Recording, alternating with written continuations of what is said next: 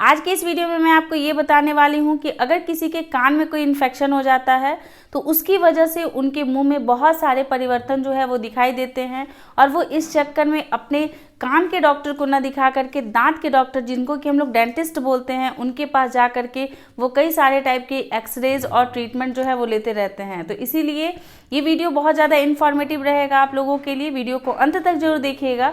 उसके बाद भी अगर आपके मन में इससे रिलेटेड कोई भी क्वेश्चन हो, कोई डाउट हो तो कमेंट जरूर कीजिएगा, बहुत जल्दी इसका आंसर करेंगे। हेलो दोस्तों, कैसे हैं आप सब? मैं आपकी डॉक्टर ज्योति पांडे। आपके कान में अगर कभी दर्द हुआ होगा तो कान का जो पेन होता है बहुत ही ज़्यादा बियरेबल होता है, असहनीय टाइप का दर्द होता है। सेम वैसा ही दर्द आपके मुंह के जो दांत होती हैं उसमें अगर दर्द होता है तो भी होता है। एक्चुअली ये देखा जाए तो ये माना जाता है कि हमारे बॉडी में सबसे ज़्यादा पेनफुल जो दर्द होता है, पहला तो आर्थराइटिस का होता है और दूसरा दर्द जो है वो आपके दांत में होने वाले दर्द का होता है।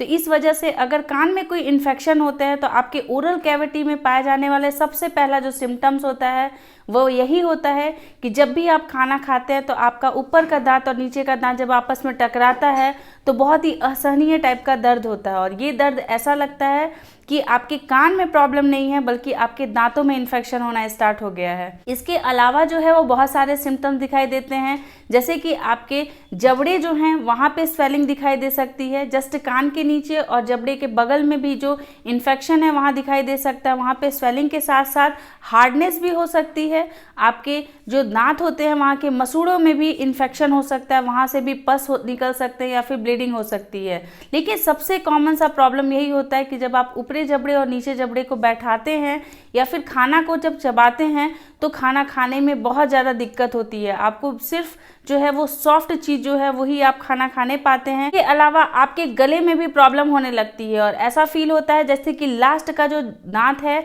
वहाँ की वजह से आपके गला जो है वहाँ पे इन्फेक्शन स्प्रेड कर गया है, रेडनेस फैल गई है और आपको खाना को निगलने में तकलीफ होना स्टार्ट हो गया है। साथ में आपके मुंह से महक भी आने लगता है। तो ये सारी चीज़ें जो है वो इसी वजह से होती है क्योंकि कान और मुंह की जो ओपनिंग होती है उसके पॉइंट जो होते हैं वो सेम होते हैं। इसी वजह से जब भी आपके कान में कोई भी इन्फेक्शन होती है, छोटा इन्फेक्शन हो या फिर बड़ा इन्फेक्शन हो, दोनों ही इन्फेक्शन में आपका ओरल कैविटी जो होता है वो थोड़ा ना थोड़ा इन्फेक्टेड जो है वो होता ही है और उससे आपको परेशानियां भी उठानी पड़ती है।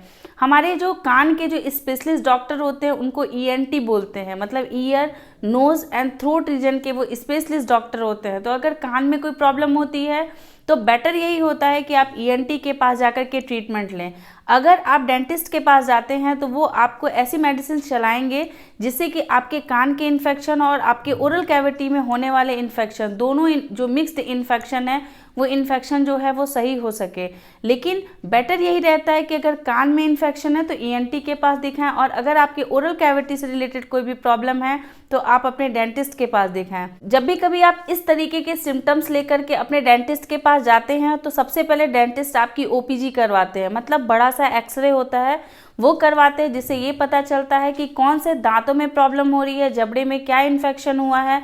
ये सारी चीज़ें जो होती हैं वो एक्सरे देखने के बाद क्लियर हो जाती हैं। और ये अगर पता चलता है कि आपके दांतों में कोई समस्या नहीं है फिर भी दांत लोड नहीं ले रहा है तो वो आपको ENT के पास रेफ़र करते हैं या फिर आपको सिम्टोमेटिक ट्रीटमेंट के लिए वो कुछ मेडिसिन प्रिस्क्राइब करते हैं जिसको कि आप लेते हैं तो आपको कुछ दिनों के लिए आराम होता है। लेकिन अगर ईयर में अगर कोई प्रॉब्लम होती है, कोई इन्फेक्शन होती है तो फिर इसके लिए जो होती है प्रॉपर आपके कान की जो है वो चेकअप कराने की ज़रूरत पड़ती है, उसके लिए मेडिसिन जो होती है वो लेने की आवश्यकता पड़ती है। तो नेक्स्ट टाइम से अगर आपके मुंह में कोई भी ऐसे इन्फेक्शन हो रहे हैं जैसे कि मैंने आपको बताया है और आपका वो इन्फेक्शन जो है वो डाउन नहीं हो रहा, उसके साथ साथ आपके कान में भी बहुत ज़्यादा दर्द हो रहा है, तो आप पहले अच्छे से चेकअप कराएं कि प्रॉब्लम कहाँ है, आपके ओरल कैविटी में प्रॉब्लम हो रही है या फिर आपके कान में प्रॉब्लम हो रही है।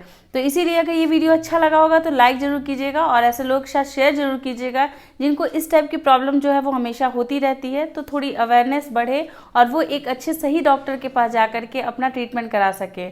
आप लोगों के साथ हर छोटे से छोटे इन्फॉर्मेशन को शेयर करते रहेंगे, लाते रहेंगे नए नए वीडियोस। तब तक के लिए अपना ख्याल रखिएगा, अपने आसपास के लोगों का ध्यान रखिएगा। Take care, bye bye.